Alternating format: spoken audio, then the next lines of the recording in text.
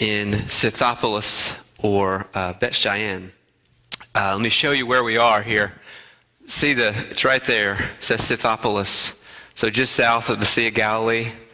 That's where we're going to be tonight as we talk about our study. The Decapolis this is a city of the Decapolis. And so tonight we're going to talk about what is the Decapolis, what are those cities, who founded them, that sort of thing. Well, it goes back to 334 BC when Alexander the Great, we've talked about him just briefly, but he came with his army and he came with this very unique technique, okay? He didn't want to just have territory, okay? He wanted to spread something called Hellenism. He said, if we build it, meaning Hellenistic cities, they'll come. That they will come and they will like what we do. And so that was his technique, was I'm going to build these Decapolis cities, and people are going to be so moved by how they live in these Decapolis cities that they're going to come and they're going to live here and they're going to like it. So they planted 10 cities. Deca means 10. Polis means cities. So 10 cities. They're not huge. They were really not all that big until the Roman Emperor Pompey came over 200 years later, actually. So by the time of Jesus, these Decapolis cities were extremely large. 9 of them were located on the east side of the Jordan River. So 9 of them were over here. There was only one that was west of the Jordan, and that's the one we're going to talk about tonight, Scythopolis. So, how did Alexander the Great think that he would spread this worldview called Hellenism? Well, there were 4 ways. There were 4 institutions that he said, if we do this, this will spread our worldview. The first one was media. Okay, that is theater, that is art, that's media. The second way he said we're going to spread our worldview is religion. So every Decapolis city had a temple. Not to God, had a temple, a religious center. Number 3, he said we're going to spread our worldview through sports. So every Decapolis city has arenas, amphitheaters, and these just huge sporting event areas. And lastly, he said we're going to spread our worldview through education. So every Decapolis city has what they call gymnasiums or schools. So those are the 4 ways. He says, these are the ways I'm going to spread my worldview. And again, if you go to every Decapolis city, so when you go here, you're going to see these 4 things. So his system, by the way, do you think it worked? Well, we're going to talk about what Hellenism is, and I think you're going to recognize some eerily strange things that are similar to us. Even today, our own culture is affected by what Alexander the Great did in 334 BC. So what's Hellenism? Well, let's talk about that. It's this worldview that I am the center of the universe. Hellenism says it's all about me. I'm the center. Now, I'm not the king of everything, but I'm the king of my own life. So you better not tell me how to live it. I'm the king of me. Don't tell me what to do. It's all about me. And others are here for my benefit, not the other way around. I'm not here for them. They're here for me. I do what makes me feel good. I do what makes me happy. It's this self-focused worldview. That's Hellenism. And that's what Alexander the Great set out to share and to spread. Now, let's talk about a few truths of Hellenism. The first is, in Hellenism, truth is whatever you think it is. If I believe it, well, it's true for me. Second thing about Hellenism. In Hellenism, the world, it's all for me. Everything here is for me. So I don't care how I leave the world after I'm gone. My descendants can worry about that. It's all about me right now, here in the moment. Number 3, in Hellenism, there is a pursuit of power. Power allows me to seek pleasure and leisure. If I'm powerful, then I can do what I want, and I can take time off, and I can have my leisure, and I can live my life the way I want to live it, how I want to live it. So leisure is huge in the Hellenistic worldview. That's what we strive for as a Hellenist, is leisure. And not doing whatever we want to do. Go to sports, go to whatever we want to do. That's Hellenism. 4, in Hellenism, value is based on my judgment. Value is based on my own judgment. So there are 4 things in the Hellenistic world that give you worth, okay? One is, if you're beautiful, to a Hellenist, you're worth more. So beauty equals value. This is why Greek statues, by the way, are almost always naked. Our world screams, even today, that our value's based on beauty. That's Hellenistic. That's the Hellenism worldview. The second thing that gives you value is your accumulations. So if you have more, you're worth more. The more you have, the more you're worth. So a slave, not worth anything. It's not worth anything. They haven't accumulated anything. The poor, they have no value. Not in the Greek culture, not in Hellenism, they have no value. The rich, that's when you're worth much, much, much more in Hellenism. So accumulations. Number 3, what else gives you value in Hellenism? Number 3 is your accomplishments. What you've accomplished. If you've scored the most points, you have value.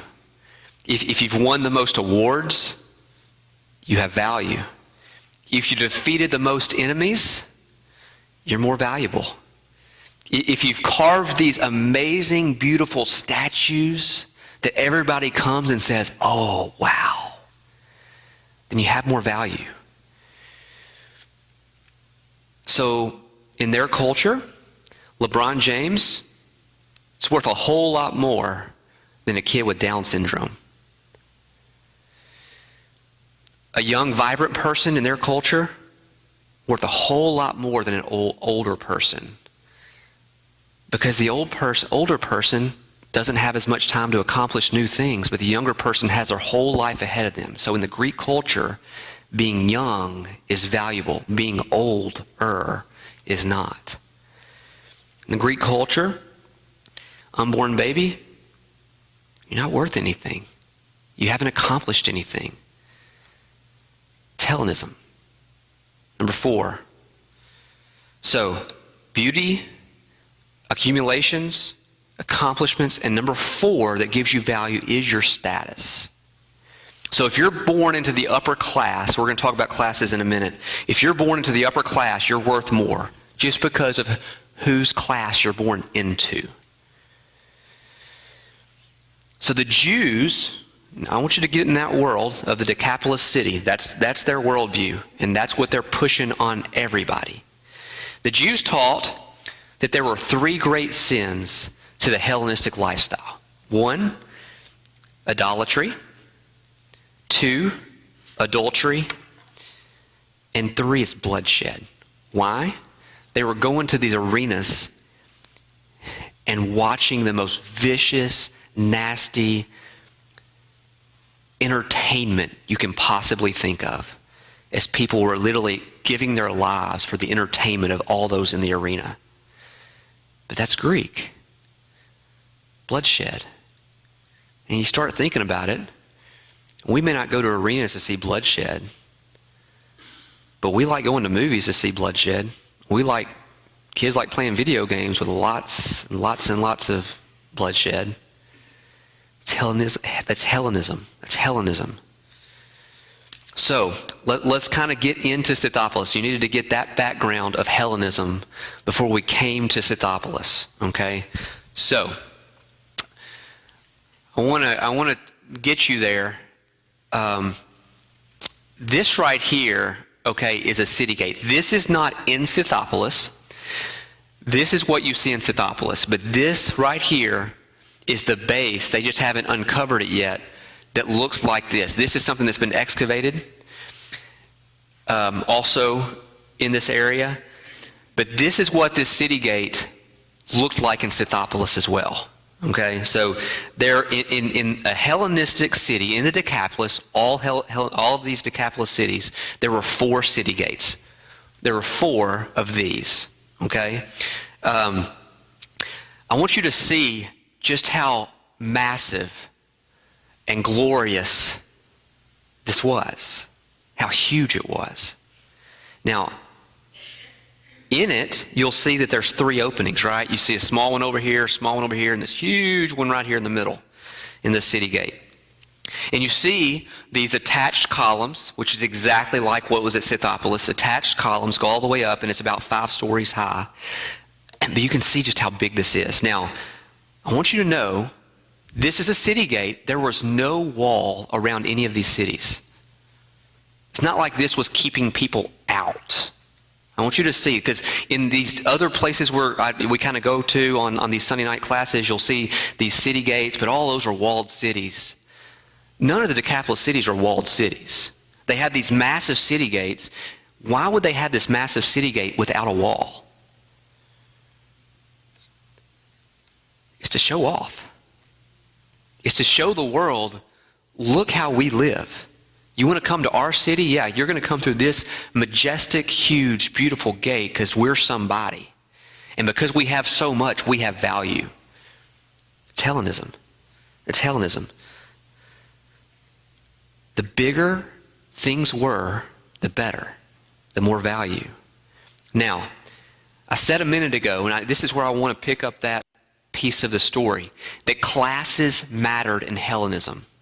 So I want you to hear how the class structure worked in their worldview and what was going on at these city gates, okay? Because there was all these classes. Now here's the Roman classes. Number 1, you have the upper class, which consists of one person, the emperor. Okay, so you have the emperor basically in his own class. Then you have a senator class, about 30,000 people in that class. Then you have what they call the equestrian class, which is about 2% of the population of 80 million people. 2% of the people is in the equestrian class. To be in this class, by the way, you have to have 5 million sesterces in the bank. You have to have all this money as a family in the bank to be in this class. If you don't have that money in the bank, I'm sorry, you're not good enough. You don't have enough value to be in this class, so you're kicked down a class. The next class is the Decurion class. This is also about 2% of the population. You had to have 2 million sesterces in the bank. Decurion. So equestrian, Decurion. Now, those 2 classes make up 4% of the population. Only those 2 classes could wear purple. Only those 2 classes. The equestrian class could wear like big garments of purple, where the Decurion class could only wear a narrow band of purple. But they were the 4% of the population could wear purple, showing off, saying, I am somebody. I've got all this money in the bank. So those are kind of the upper classes. Then you get to what they call the freeborn class, which makes up 40% of the population, freeborn class. They couldn't wear purple, okay? Then you get the freedman class, which is 10%. These were former slaves. They're no longer slaves, the freedmans. And last you have the slave class. 30% in Jesus' day of the population in this area were slaves. 30%. They were the bottom of the barrel. And there are different classes of slaves that we're not going to get into tonight. But I tell you all that because I want you to see the Hellenistic Roman worldview says if you're in my class and you make more money, okay, you can wear purple and you can do this. And then if you're not, and you don't have money, I'm sorry, maybe you can work for somebody else that does. But you're really not worth anything. Now, why is all this important? Why am I telling you this at the city gate? Here's why. The only people that could go through this big, beautiful gate were if you could wear purple. 4% of the population could go through this big, huge, beautiful part of the gate. If you weren't in that 4%, you entered over here on the small ones because you're just not good enough to enter the big one.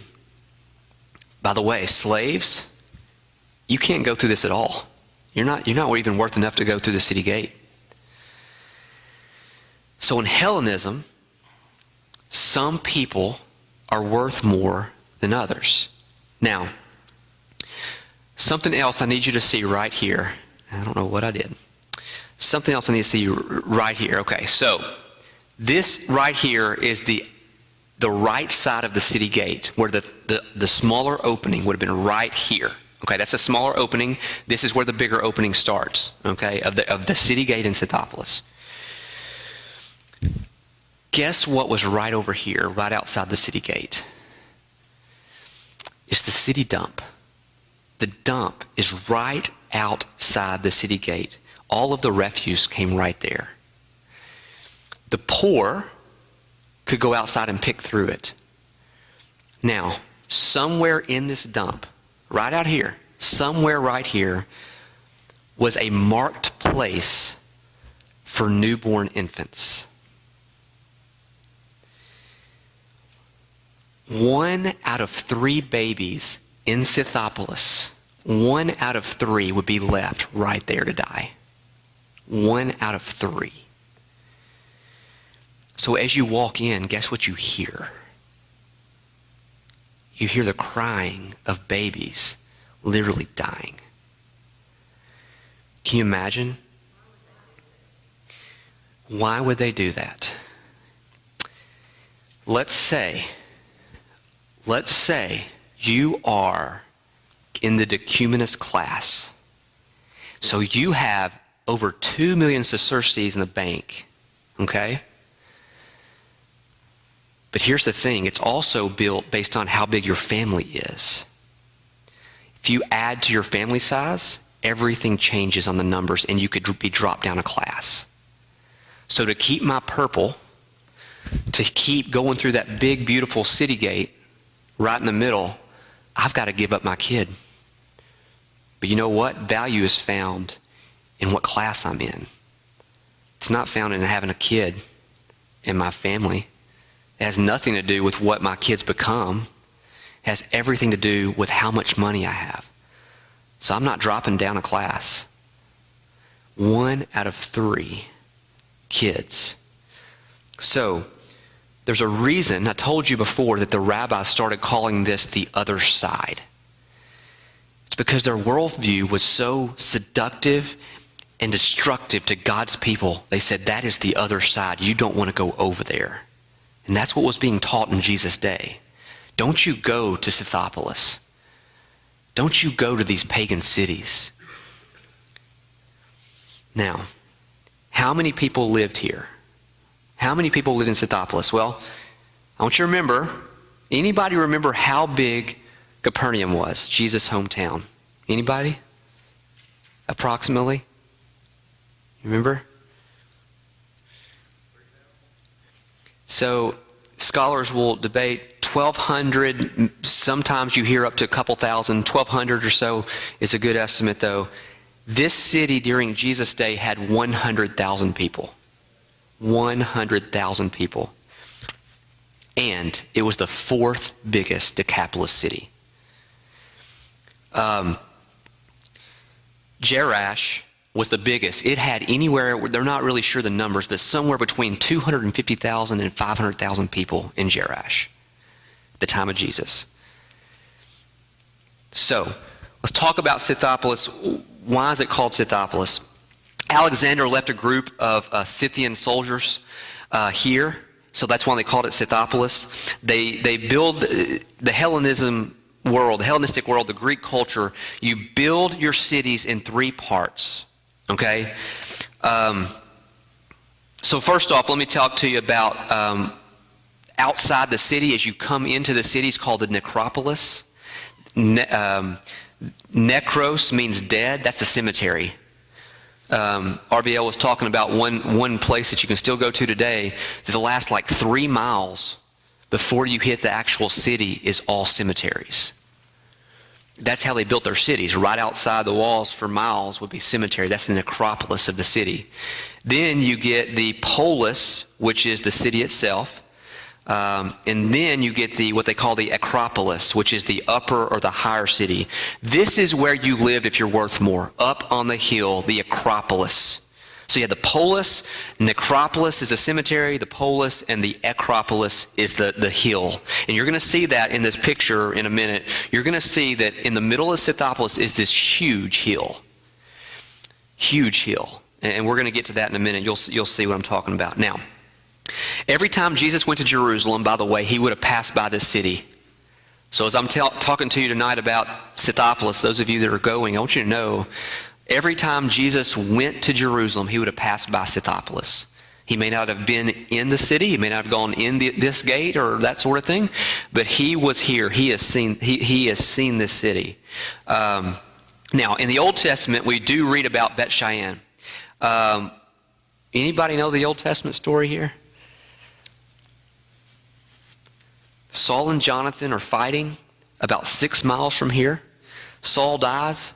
Jonathan's killed, and their bodies were brought right here to Scythopolis, Beit Shean.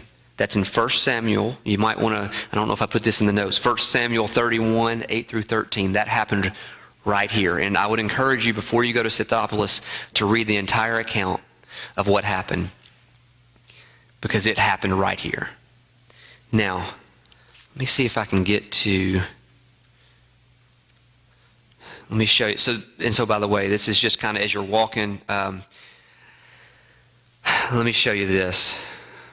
We come over the hill and we see this. I'm on top of the hill that I was talking about, the Acropolis. And it's this moment of, oh my goodness. I have a 360 of it, but let's just talk about this. As we came across this hill, I wish you could have seen all of us, including me. Oh, wow.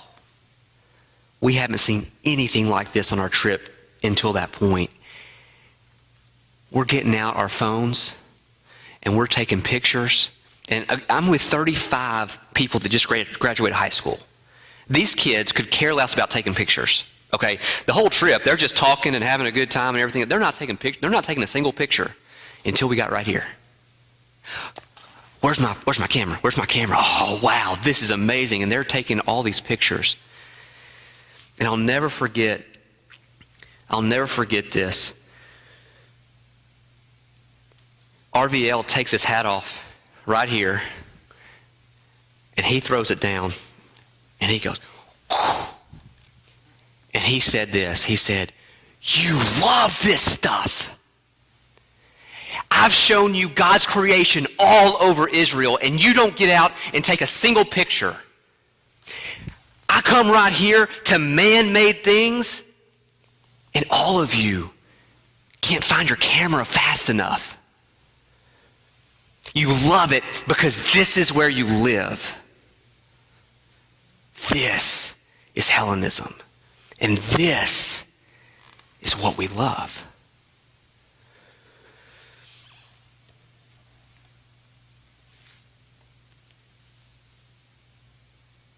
We love this because we live here in places made by human hands. And things like this are what impress us. I'm talking about me too, just in general.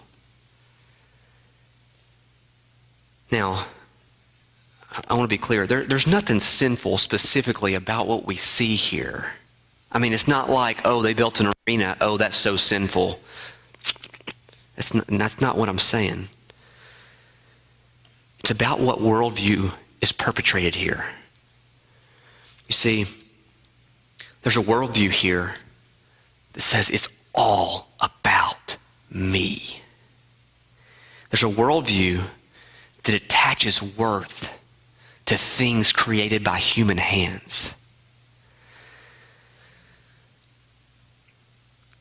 And it draws us in. It does. Now, I want to take you back several weeks. Just before we came to this city, on our trip to Israel, my trip to Israel, do you know what we did right before we came here? We went to the Jordan River and we mikvahed together. And we came here with wet feet, fresh off of a commitment that says, God, I am all in for your purposes, not for mine. Because there's a danger here. See, we can come here, and if we don't have wet feet from our fresh commitment to God, we can be drawn in.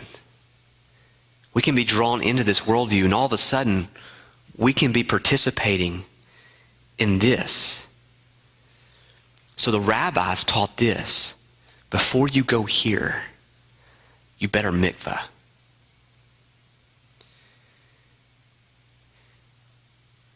For those of you going to Israel, the day before you go here, the last thing you do the day before is you go to the Jordan River. And I think that is so important. I think it's so important for me right now. If I'm going to be in this Hellenistic worldview that we live in, do I have wet feet from a fresh commitment of saying, God, I'm all in for your plan? If not, we're going to be drawn in. We have to have wet feet. But here's the thing. Y'all know this. Peace, it's not found here. That's not where, this is actually what chaos looks like, not peace. See, down there, there are broken, hurting lives. There are people abusing their body down there. There are people involved in sexual immorality. There are people that are living passionately just so they can accumulate more and more and more and more. That's not the definition of peace. It's not. So Jesus goes to a small village of 1,200 people. And he told them, I want you to go to places like this. And I want you to teach them what peace really is. Now honestly, wouldn't you expect it the other way around? Wouldn't you expect him to go to this huge city that has all these people and then him to pick the best of the best there to go to the small villages? But that's not what he does. He goes to the small and he says, I'm going to use you to go there and show them what peace looks like. I've said this over and over, but just because we live in a small town in Tennessee, I think God's looking for people just like us who are willing to join in his story and take his message to people who don't know his peace. They think they do. They think they have life all figured out, but they don't. But here's the thing. When we go here, we have to go with wet feet, but with each other. We can't do this alone. We cannot do this alone. We need accountability. We need to make sure our worldview doesn't begin to change when we get in places like this, right? I'm sure I'm not the only one in this room who has people that they love dearly that used to be on fire for the Lord, and they started hanging around Decapolis worldview, Hellenistic worldview, and slowly but surely, they were Hellenists.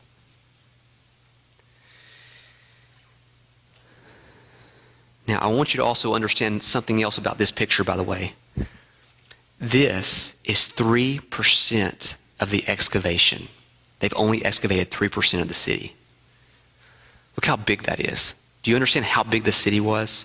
How massive this place was? This is 3% of it that's been excavated. I want you to see a couple other pictures as we move down the mountain. The Acropolis, you can start seeing it a little better. Here we are getting a little closer to everything. Here he is teaching us in the shade, thankfully. This is a typical Decapolis city. You're going to see this, and this is actually Scythopolis, but you're going to see some things on this picture that are true for every single city Every single one, Decapolis. First off, there's a north-south road called Decumanus. Decumanus, Decumanus. That's in every Decapolis city. In every Decapolis city, so you see right there Decumanus. It had to kind of go around this huge, by the way, this is a big tell, 29 cities, they think, about 29 cities have been in that tell, by the way, just for your information. But Decumanus runs this way. Cardo runs east and west. Every Decapolis city is the exact same with that. That's where those two roads intersect, is the heartbeat of the city. And that's where they planted the temple. That's where they planted these things, the four main things that they wanted in every Greek city, every Hellenistic city, okay? So, I want you to look at that city. The temple, and you can kind of see there's a theater, there's the big theater. You're going to see some pictures of that because it's been excavated pretty well. But you'll see the temple's right down here. The gymnasium is right down there too. It's all right there in the heartbeat of the city. Okay. The arena, by the way, to this city, it's not really... Let me see if I can... Here's some more pictures. In this picture, you can see it a little better. So from up top, over there is where the arena is. Okay, it's actually not necessarily in the city because it's so big. The Scythopolis arena is bigger than the Colosseum in Rome. That's how big it was. It's huge. Okay, I want to take you down to street level. Okay, this is, let me see if I can find a good one. Let me just start right here. There's another one that I can't find. Let me just start right here, though. You'll see these colonnaded streets. Like you'll see, let me kind of just go farther. See these colonnaded streets where you have these huge columns on either side of the street? Behind each colonnade were shops. Behind both colonnades were these shops. It was, listen, 4 miles of shops. 4 miles. So let me show you.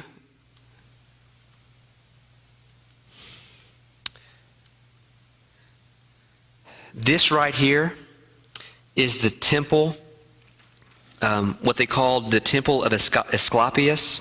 He's the god of healing. This right here was their hospital. Right here was their hospital, okay? They had the finest health care in the world that you could possibly have at the time. They had a sign outside of their hospital here that said this: "Death may not enter here." Death may not enter here. For that reason, listen to this, pregnant women, not allowed in the hospital. Newborn babies, not allowed in the hospital. Older people, not allowed in the hospital. Why? They're not significant. They haven't done anything. Babies haven't done anything. We talked about what their value system was, but also they wanted to be known that Asclepius is the god of healing. Death may not enter that building. Death is not allowed here. 1 out of every 3 pregnant women are going to die giving birth because they don't have access to health care. 1 out of 3. They had the finest health care in the world, but they didn't only if you were rich could you use it. Nobody else had access to it.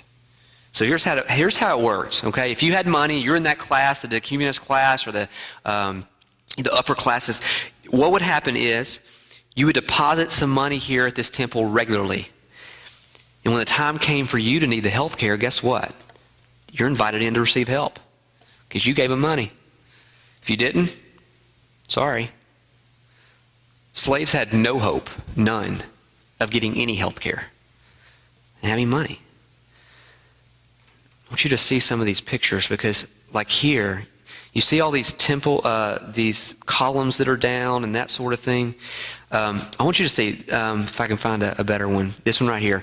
Okay, this right here, this column is 16 feet long, 16 feet, okay?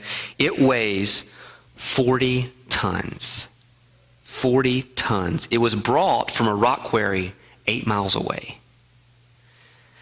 Imagine making this fluted column without any modern instruments, and then dragging it and then making it 8 miles to put it up. By the way, then once you get there, it has to be put up on blocks. Like you see how high up some of those are? It's not like you just, once you get there, okay, you have to put it up several feet usually.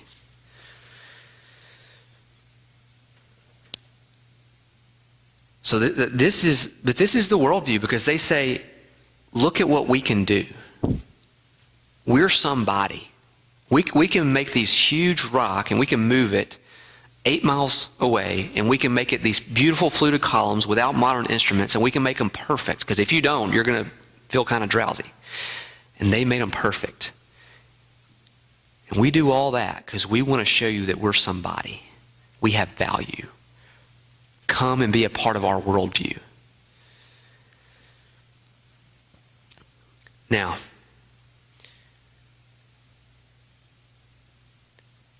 there's a temple of Dionysus that was right here. Temple of Dionysus, okay? Actually, these got out of order because that right there was the Scythopolis. Temple of Dionysus is this one right here. The Temple of Dionysus, he was the god of wine and orgy. He was a god that said, Dionysus is in you when you're drunk. That's what they believed. Dionysus literally comes in you when you're drunk. Now, to worship him, the way they would do it right here is you would eat raw meat, and you would basically drink until you're intoxicated. That's your sacrifice. That's your sacrifice to Dionysus. If you really wanted to worship him well, you would stick your finger down your throat, vomit, and do it all over again. That's if you really wanted to worship him well. So while you were drunk, people right here at these steps participate in all kinds of sexual acts, all kinds of things like that, inviting Dionysus to be a part of them. That's their worldview. That's what they did. They're asking him to come and bring new life, because that's what they believed he did once he came. Talked a lot about some very similar things at another place earlier. But this is Decapolis. There's no moral standards. It's all about what feels good. It's Decapolis. As you walk the streets, you can see all these down here. You see this? Just kind of to give you an idea. I want you to see this just in case you're going. You see how they basically, when these fell, this is how tells work. When these fell, the people after them didn't have the money to build this elaborate, nice city. So what do? They come in and they just make these into walls. They put rocks and they make little houses and those are actually the walls of their city. So when you go to Israel and places like that, you see these active tells that you can see different time periods. You can say, oh, that's the time after Jesus' day. But that's what they did because they didn't have the money. So anyway, I want you to see something though. You can almost tell in this picture. You see how all of these fell in the same direction? All these columns fell in the same direction? There's a reason for that. When an earthquake makes it fall, everything falls in the same direction. If somebody comes and takes over a city and is going to destroy the city, they just knock them down all kinds of different ways. So that's how they can tell, was this destroyed by earthquake? Was this destroyed by somebody coming in afterwards? Well, let me tell you this. 729 AD, there was an earthquake that measured somewhere between 9 and 9.5 on the Richter scale right here. Every Decapolis city fell in 10 seconds. Every bit of it. Now, 500,000 people probably died by their estimations. And the point is this stuff, it's not permanent. Yeah, it may look good to us and we may be awed by it, we may be trying to take pictures of it. It's very temporary. 10 seconds can all be gone. It's not a bad thing that we have nice buildings like this. It's not the point of this talk at all. But this is not the source of our peace. It's not. I want you to see, as we go farther into Decapolis, I want you to see how big some of those huge columns were. And you can see how the pedestal was up there is where it started. This is the typical road, okay? Typical street in a Hellenistic city. You had all this, so it's paved, you have these columns, but shops are behind the columns. We said that a minute ago. 4 miles of shops. Now, I want you to think about this. People need food and clothing. People do, but do they need 4 miles of shopping? 4 miles? See, in the Hellenistic lifestyle, I'm hoping I don't step on too many toes. They loved to shop.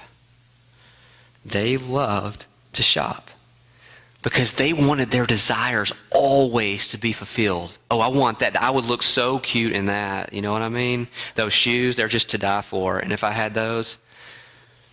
But men are the same way. I mean, there are things that we want and we save for and we get, but that's their lifestyle. What is the next thing I need to buy? What can I... So just think about this. Their value was found in what they had, what they accumulate. So Greeks love to shop. Imagine a culture that would spend hours upon hours of shopping. But the danger isn't necessarily buying things. And hear me. The danger is thinking, if I can just afford this, and if I can just get this, it's going to make me happy. Because that's their worldview.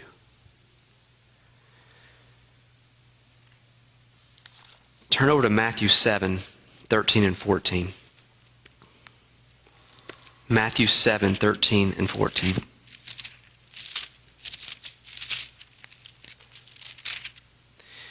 Says this, enter through the narrow gate, for the gate is wide and the way is broad that leads to destruction. There are many who will enter through it. For the gate is small and the way is narrow that leads to life, and there are few who find it. Jesus is using a metaphor, and he's playing on the Hellenistic cities. And he says, yeah, they have their huge roads and their huge gates. And many, many, many, many go. And they're looking for peace, and they don't find it there. But small are the roads, small are the places that lead to me. They're not traveled like these Hellenistic cities. They don't have these huge, majestic ways and roads and gates. But that's where peace is found. Later he says this, why do you worry about things, about what you're going to eat or what you're going to wear? Pagans run after those things, and your heavenly Father knows what you need before you ask. Seek his kingdom and his righteousness, and everything that you need will be provided to you as well. Don't seek after this stuff. Don't be anxious and worry about this.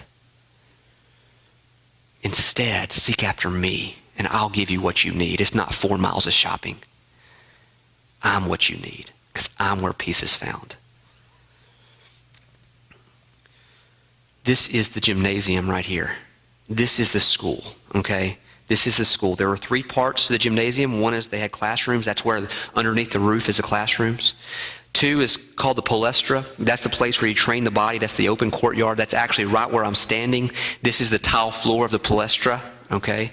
That is, by the way, when you train your body and you're Greek, you do it naked, because it's all about me. It's all about my body. We are the best of everything, and so I don't want to have anything that entangles me, right? We have scripture where Paul says similar things, but they train naked right there in that courtyard. And then the last place to a typical gymnasium or school is this bath. This bath. And you're going to see something very similar to this when we go to Masada as well. Herod had one of these up on top of a desolate rock on Masada. But after working out, you need a bath and massage, and this is where you did it. You came here to have your bath and massage, and right here there are women attendants for men taking naked baths. That's Hellenism. That's Hellenism. You can imagine what issues happened right there in that bath. It's Hellenism. Now, I'm going to take you now to the theater. Okay, here we are coming out of the theater. This is us sitting in the theater, and this is kind of the view of the theater. Now, the things performed, and this is true today too, but the things performed reflect the values of the people. I mean, you look at what Hollywood shows even today, it tells you what our values are, like it or not. It gives you a glimpse on what our worldview is. Right around the outside, right in here, were called the chief seats. We've talked about that a little bit, I think, in synagogue. But these were called the chief seats. They were for the rich and the upper classes. So if you wore purple, you could sit there. If not, you got to go up pretty high. The columns of this, and I wish I had the columns were imported from Italy. They were marble that came from from Egypt. The marble on the stage and things came from Italy. So you had imported columns from Egypt, the marble from Italy, because we want the finest here. So the rabbis taught this was immoral, but it wasn't because of what was right there being played out necessarily. It wasn't that. They had an issue with the worldview being portrayed here, more so than exactly what they said and what they did on that stage. It was a worldview that was being shown. If you're a Jew and you go there and you don't have wet feet, it doesn't take long, and you subscribe to their worldview. Now, the plays displayed this worldview that everything was about people's happiness. That's what happened right there on that stage. It's all about what makes you happy. Does that sound familiar with our TV shows today, our movies today? Let me ask you, as we watch our entertainment, what worldview is being displayed? We have to be very careful. I mean, especially for those of us that have kids, have grandkids, we have to be careful, even among the entertainment, because there's a worldview that's being displayed to them. My last couple pictures here, by the way, there's a model there that you can go and see the whole city. This is the picture I took. We didn't stop here. This is part of the arena. Part of the arena. By the way, I didn't tell you this. You see this picture? Originally, this went up a couple more stories, actually. So it was actually really big. Okay, get back to this. Let's get back to this arena. Here's the arena. In this arena, you had animals killing animals. You had gladiators killing animals. And for the afternoon show, it was gladiators fighting gladiators to the death. That's what happened right here at this arena. There were about 25 rows of seats all the way around it. 25 rows. It would hold about 10,000 people. And people came here to be entertained, because that's Hellenism, and that's their worldview. And as I show all these pictures, just ask you, do you see us in this at all? I will never forget, and I don't know that I did it justice. I wish I could take you here, because whenever we did the city gate, that's the backside of Scythopolis, so you don't see any of that. And I wish I could take you there when we walked up on that hill and we saw that, and I don't think I did it justice here tonight, but it hit me like a ton of bricks. That down there, it's where I live. I'm not proud of it. God's calling us to be a people that doesn't have this worldview. He's calling us to be a people that says, God, it's not about me. It's not about my values. It's not about what makes me happy. No, I'm your servant. So you give me your instructions.